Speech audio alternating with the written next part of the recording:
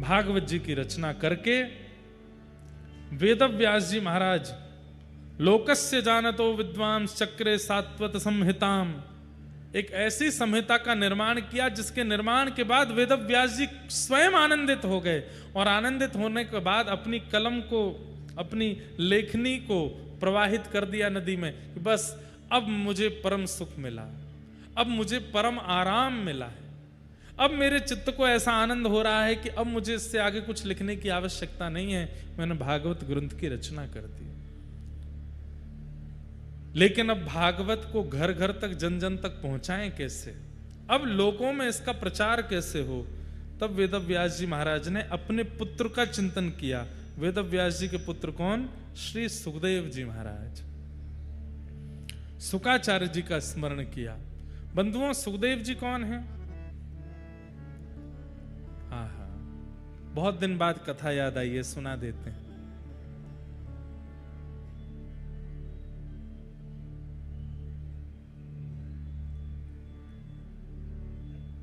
तरवर छाओ तीर यमुना के, तरवर छाओ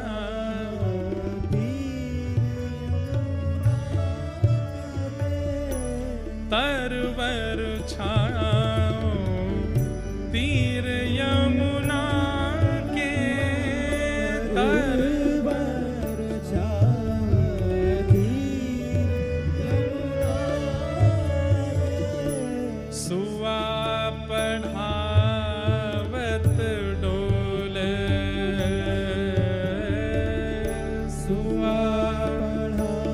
मतलब तोता। हमारे, अब बहुत ध्यान से सुनिएगा, सुखदेव जी कौन? तरुवर छाओ तीर यमुना के, सुआ पढ़ावत डोले। किशोरी जी, जैसे आजकल बच्चों को एक आदत होती है, फोन में, आईपैड में, आईपॉड में गाने सुनते रहते हैं, ऐसी हमारी किशोरी जी भी सुनती रहती हैं। लेकिन तब फोन, आईफोन तो होते नहीं है, तो क्या करें। और क्या सुनना प्रिय है? ठाकुर जी का नाम सुनना प्रिय है। कृष्ण, माधव, मुकुंद, मधुसूदन, केशव, मुरारी, हरि, ये सारे नाम जब किशोरी जी सुनती है ना, आनंदित हो जाती हैं, झूमने लगती हैं, नाचने लगती हैं। पर कौन सुनाए? तब किशोरी जी ने ललिता विशाखा से कहा कि 24 घंटे मेरे पास नाम चलता रहे, कृष्ण नाम, कृष्ण की अलग। अच्छा, किशोरी जी नाम नहीं सुनती, जैसे मधुसूदन, मधुसूदन नाम बोलते किशोरी जी मधुसूदन क्यों है ठाकुर जी, उसका चिंतन करती हैं। मुरारी क्यों है ठाकुर जी, उसका चिंतन करती हैं। गोपाल, तो जैसे गोपाल कहा तो गैया चराते हुए ठाकुर जी का चिंतन करने लगती हैं। गिरधारी, जैसे ही गिरधारी बोलते हैं तो गिरिराज्य धारण किए हुए ठाकुर जी का चिंतन करती हैं। किशोरी जी के नेत्रों से आंसू गिरते रहते हैं, ठाकुर जी का अनुभव, अनुसरण करती रहती हैं। पर कोई ऐसा मिले जो 24 घंटा नाम सुनाता रहे, सोते उठते जागते खाते पीते हमेशा नाम चलता रहे। तब ललिता जी एक सुख पक्षी को लेकर के आई, एक तोता को, और कहा, हे श्यामाजू, जे तोता है और जाको एक स्वभाव है, कहा जे रट के सुनाए दे। तो एक दिना तो आप याकू रटाओ और अगले दिना पूरे दिना याते सुनो, ऐसा आप कर ले करो। किशोरी जी एक दिन तो पूरे नाम याद कराती हैं, तोता एक दिन में पूरा रट लेता है, अगले दिन किशोरी जी कुछ नहीं बोलती, वो तोता ही बोलता रहता है। कभी किशोरी जी कंधा पे आके बैठ जाता है, कभी किशोरी जी के सिर पे बैठ जाता है, कभी हाथ पे आके बैठ जाए, कभी कहीं विराज जाए, और उसके मुख से निकलने वाले नामों को सुनकर के किशोरी जी अति आनंदित होती हैं। तरुवर छाओ तीर यमुना के, सुआ पढ़ावत डोले। किशोरी जी तोता को पढ़ाती रहती हैं। एक दिन श्याम सुंदर आए, ठाकुर जी आए। जैसे ही ठाकुर जी आए, सब ने दंडवत प्रणाम किया, सब चमड़ डोरा रहे हैं, पंखा झल रहे हैं, कोई ठाकुर जी को बीड़ी पवा रहा है, कोई लड्डू पवा रहा है, सब सखियां ठाकुर जी को मनोहार कर रही हैं, सब वंदन कर रही हैं। और किशोरी जी सब सखियों को देख रही हैं कि ठाकुर जी की खातिरदारी में कोई कमी तो ना कर रो। तभी किशोरी जी की दृष्टि पड़ी उस तोते के ऊपर। सबने प्रणाम किया पर उस सुख पक्षी ने प्रणाम नहीं किया, उस तोते ने वंदन नहीं किया।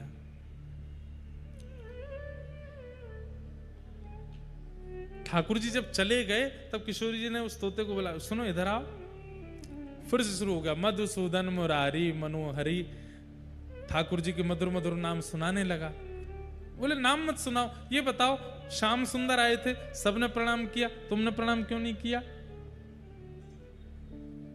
सुख पक्षी बोले, वो कौन थे जो आए थे? मैं तो नहीं जानता।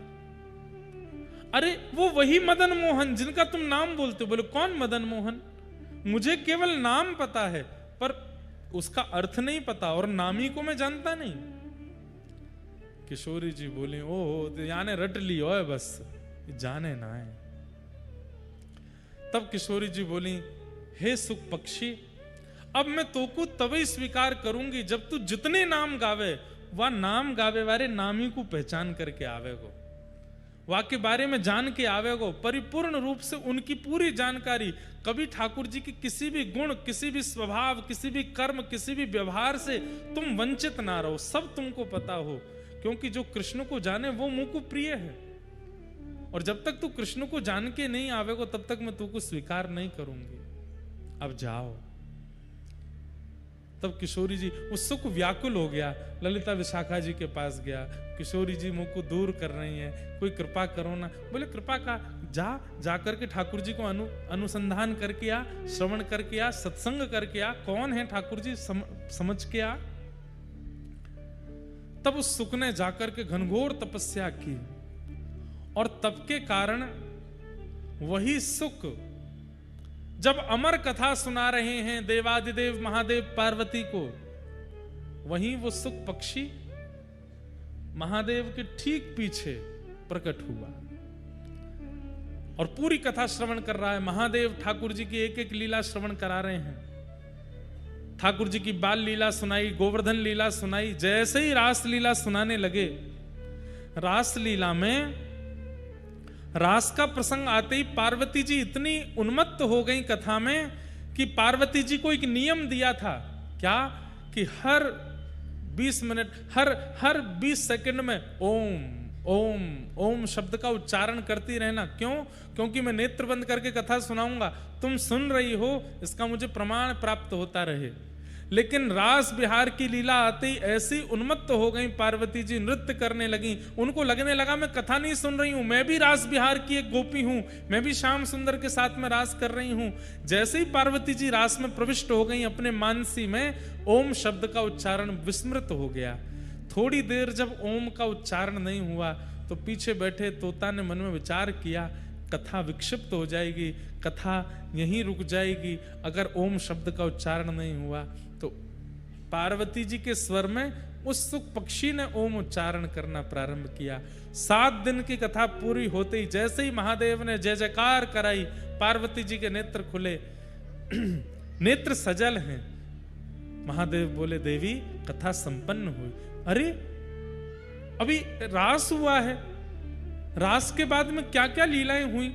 अभी तो मथुरा लीला, द्वारिका लीला, रुक्मिणी विवाह, कई प्रसंग अभी अधूरे रह गए। महादेव इतनी जल्दी कथा विश्राम मत कीजिए। महादेव बोले, अरे हमने सब सुना दिया, मथुरा लीला भी हो गई, द्वारिका लीला भी हो गई, रुक्मिणी विवाह भी हो गया, सब पूर्ण हो गया, अभी अभी पूरी कथा विश्राम हुई है। पार्वती जी बोली, पर मैं तो रास का ही चिंतन कर रही थी, और रास में श्याम सुंदर मेरे साथ नृत्य कर रहे हैं, उसका अनुभव कर रही थी। महादेव बोले, रास में अगर तुम अनुभव कर रही थी, मानसी में रास चल रहा था, तो उस समय मुख से ओम शब्द का उच्चारण तुम्हारे तो नहीं हो रहा था, कौन कर रहा था? जैसे ही देखा तो सुख पक्षी वहां बैठा है।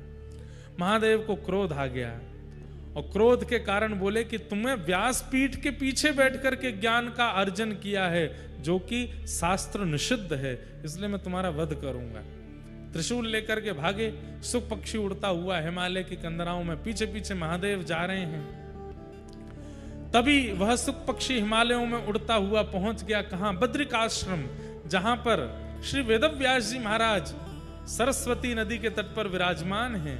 वहीं उनकी पत्नी बिट्टिका मुख खोल करके जलपान कर रही थी। छोटे से सुपक्षी ने तुरंत उनके मुख में से गर्भ में प्रवेश कर लिया और गर्भ में जाकर के विराजमान हुए। 12 वर्ष तक, 9 महीने नहीं, 12 वर्ष तक अपनी मैया के गर्भ में रहे। कौन? श्री शुकाचार्य जी। 7 दिन जो जो कथा में श्रवण किया वेद महादेव से, उसका केवल चिंतन करने लगे। 12 वर्ष बाद श्लोक स्फुटित होने लगे। जब वही शुकाचार्य जी अपने मुख से स्वर में श्लोक गाने लगे तो विटिका जी वेदव्यास जी के पास गई और बोली, मुझे ऐसा लगता है कि कभी कभी मेरे भीतर से कोई श्लोक उच्चारण कर रहा है। वेदव्यास जी महाराज ने दिव्य दृष्टि डाल करके देखा, अरे देवी, तुम्हारे गर्भ में साक्षात ठाकुर जी की यश कीर्ति को विश्व में फैलाने वाले श्री शुकाचार्य जी हैं। प्रार्थना की, हे गर्भ में विराजमान श्री सुखदेव जी, आप प्रकट होइए और मानव उद्धार कीजिए। सुखदेव जी बोले, मैं जन्म नहीं लूंगा। क्यों? संसार की माया बहुत विचित्र है, मुझे पकड़ लेगी, मैं संसार में नहीं आऊंगा। यदि ठाकुर जी आकर के मुझे आश्वासन दे देंगे कि संसार की माया मुझे नहीं सताएगी, तो ही मेरा अवतरण होगा। ठाकुर जी गर्भ में प्रकट हो गए और प्रकट होकर के कहा, हे सुखदेव जी, भूल गए, आपको किशोरी जी ने भेजा है। मेरे बारे में संपूर्ण जानकारी अर्जन करना और अर्जन करके सब में वितरित करने के लिए आप धराधाम पर आए हो। अपने कार्य की सिद्धि के लिए अब आप जन्म लो। तो वही श्री शुकाचार्य जी महाराज विटिका मैया के गर्भ से प्रकट हुए। बोलो सुखदेव जी महाराज की जय। लेकिन जन्म लेते ही माता पिता को छोड़ करके चले गए। अब वेदव्यास जी महाराज ने जब भागवत संहिता का निर्माण किया, तब मन में विचार किया कि इस भागवत संहिता को ग्रहण करने की योग्यता इस पृथ्वी पर केवल सुखदेव जी में है, मेरे पुत्र में है। लेकिन वो तो निर्गुण निराकार ब्रह्म का ज्ञान कर रहे हैं, क्योंकि शंकर जी से कथा सुनी है ना। शंकर जी की कथा में भाव प्रधान है, सगुण साकार प्रधान है। लेकिन योगी से कथा सुनेंगे तो निर्गुण निराकार ही सिद्ध होगा। अब सगुण साकार की ओर इनको लाने के लिए तो इनको सगुण का दर्शन कराना पड़ेगा। निर्गुण निराकार का मतलब क्या है बंधुओं? जिसमें कोई गुण नहीं, जिसका कोई आकार नहीं, जिसकी कोई आकृति नहीं, केवल खाली, उसको निर्गुण निराकार ब्रह्म कहते हैं। जैसे आकाश, इसका कोई आकृति नहीं है, इसका कोई ओर छोड़ नहीं है, इसकी कोई नपाई नहीं है, इसकी कोई ऊंचाई नहीं है, ये निर्गुण निराकार है। लेकिन सगुण साकार क्या है? वंशी हाथ में लिए खड़े हैं, गिरिराज जी नख पे धारण किए खड़े हैं, शेष शैया पर पौड़े हुए हैं, शंख चक्र गदा पद्म धारण किए, ये सगुण साकार है। अब निर्गुण को सगुण साकार में लाने के लिए तो सगुण का दर्शन कराना पड़ेगा। तब वेदव्यास जी महाराज ने श्रीमद् भागवत जी के एक श्लोक का उच्चारण अपने समस्त शिष्यों से हिमालय की कंदराओं में करवाया। कौन सा श्लोक? वेणु गीत का श्लोक। वरहा पीणम नटवर वपु कर्णयो कर्णकारम विप्रदवासः कनक कपिसं वैजयन्तीं च मालां रन्ध्रान् वेणो अधर सुधया पूरयन् गोपवृन्दैः वृन्दारण्यं स्वपदरमणं प्राविशद् गीत कीर्ति। जिन्होंने बरहा पीड़म यानी कि मोर मुकुट पहना है, कानों में कन्नेर के पुष्प पहने हैं, पीतांबरी पहनी है, अधर पर वेणु धारण कर रखी है, नासिका में मोती लटक रहा है, अजब सी गति से चल रहे हैं और जिनके चरण रखते ही वृंदावन की शोभा बढ़ती जा रही है। श्री राम कृष्ण चरण स्पर्श प्रमोद कहते हैं गिरिराज जी और वृंदावन में प्रकट हुए वृक्ष ये वृक्ष नहीं है, तो ठाकुर जी के चरण स्पर्श से वृंदावन के रोए खड़े हो गए हैं। वृंदावन इतना आनंदित हो गया कि उसके ऊपर वृक्ष वल्लरी आदि निकुंज सघन कुंज प्रकट हो गई हैं।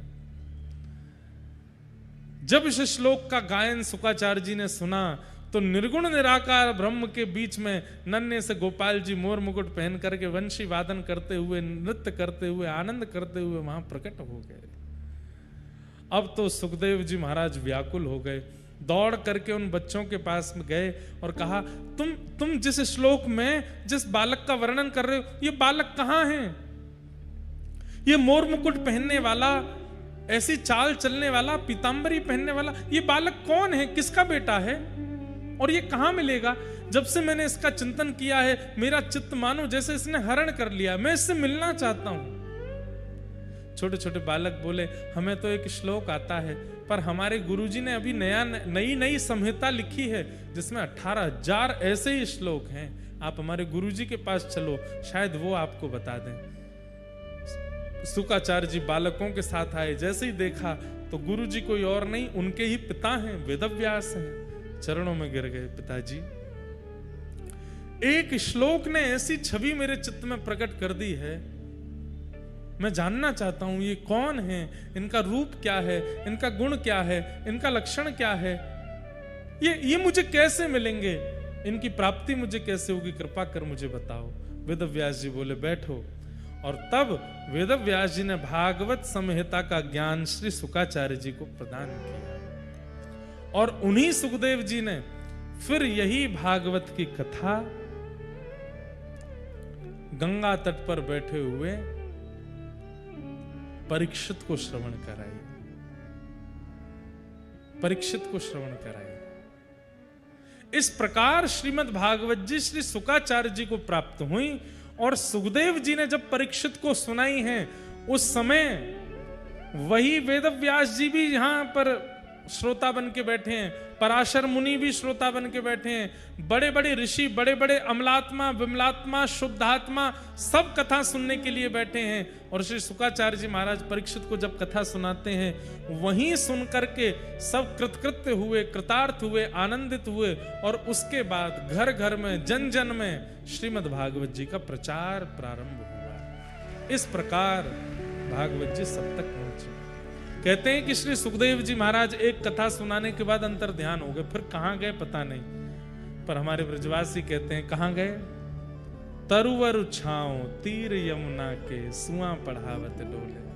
आज भी किशोरी जी के कंधा पर बैठे हैं, और अब नाम भी सुनाते हैं, और जो ठाकुर जी का नाम होता है उस नाम के पीछे की कथा भी सुनाते हैं। अब किशोरी जी को शुकाचार्य जी अति प्रिय है। वही सुखदेव जी भागवत जी के बगल में यहाँ उनका एक स्वरूप विराजमान है। ये भागवत के प्रमुख श्रोता हैं, प्रमुख वक्ता हैं। एक और बात, तोते का स्वभाव होता है, जिस फल में मुख लगाता है उसको मीठा कर देता है, सबको खाने योग्य बना देता है। सुखदेव जी के स्वरूप से वक्ता को सीखना चाहिए कि जो विषय, जो प्रश्न, जो जिज्ञासा तुम्हारे सामने आवे, वो फल है, वो चाहे जैसी हो, उसको अमृत बना करके, उसको मीठी बना करके परोस दो, सबको प्रदान कर दो। अब पूछने वाले लोग कुछ भी पूछते हैं, विचित्र विचित्र प्रश्न करते हैं, पर व्यास मंच से उसका समाधान ऐसा होना चाहिए कि सुनने वाले को ऐसा लगे कि आहा कितना मीठा मीठा भाव कह दिया, कितना प्रेम से समझा दिया, चित्त में उतार दिया। ऐसा तभी होगा जब वक्ता स्वयं को सुख मान करके वक्ता व्यास मंच पर बैठे, सामने आए हुए हर प्रसंग को रसमय बना करके परोस दे। ये वक्ता का लक्षण हो, ये हमें सुखदेव जी से सीखना चाहिए। ऐसे श्री शुकाचार्य जी को, सुखदेव जी को हम बारंबार प्रणाम करते हैं।